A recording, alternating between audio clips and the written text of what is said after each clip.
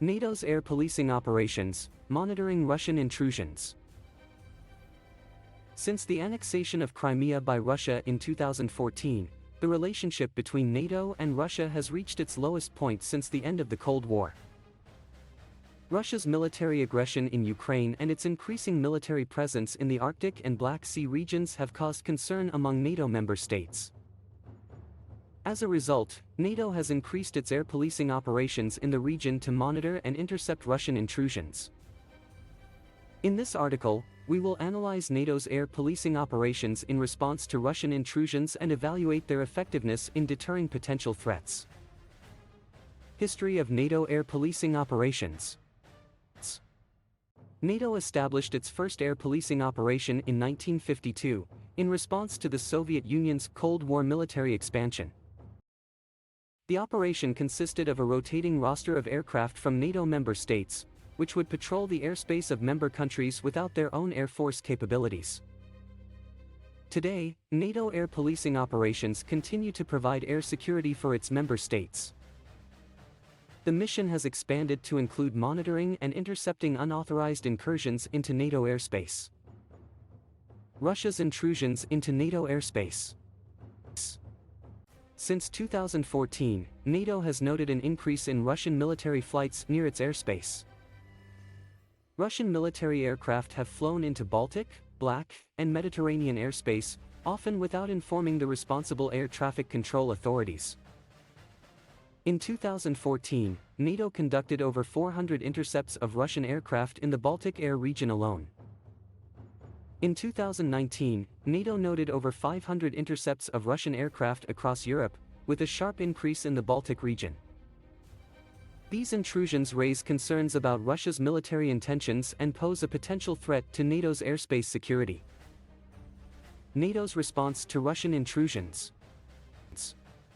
NATO increased its air policing operations in response to Russia's military aggression in Ukraine and its increasing military presence near NATO borders. NATO member states have contributed additional aircraft and personnel to perform quick reaction alert duties in the Baltic, Black, and Mediterranean regions. In addition, NATO has established a forward presence in the Baltic states, Poland, and Romania, with the deployment of multinational battle groups and enhanced forward presence (EFP) initiatives. These initiatives aim to enhance NATO's deterrence and defense posture in the region. Effectiveness of NATO's air policing operations.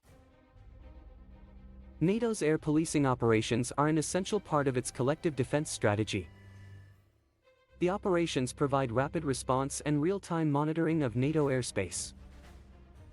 They also send a clear message to Russia that NATO is prepared to defend its member states' airspace. However, the effectiveness of NATO's air policing operations in deterring Russian intrusions is debatable. NATO's intercepts of Russian aircraft may disrupt the Russian military's operations but have not prevented Russia from continuing its aggressive behavior near NATO borders. Moreover, Russia's military buildup in the Black and Baltic Sea regions has intensified, despite NATO's air policing operations and forward presence initiatives. In July 2019, Russia deployed its S-400 missile system in the Kaliningrad Oblast, a Russian exclave between Poland and Lithuania, which posed a direct threat to NATO's aircraft in the Baltic region. Conclusion: NATO's air policing operations are a vital component of its collective defense strategy. They provide rapid response and real-time monitoring of NATO airspace, enhancing its deterrence and defense posture in the region. However, NATO's air policing operations alone may not deter Russian military aggression near NATO borders.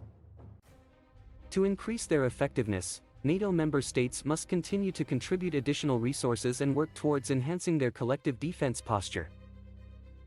NATO also needs to work toward improving its dialogue with Russia and address the underlying issues that have strained their relationship. In conclusion, NATO's air policing operations are a crucial component of its deterrence and defense efforts.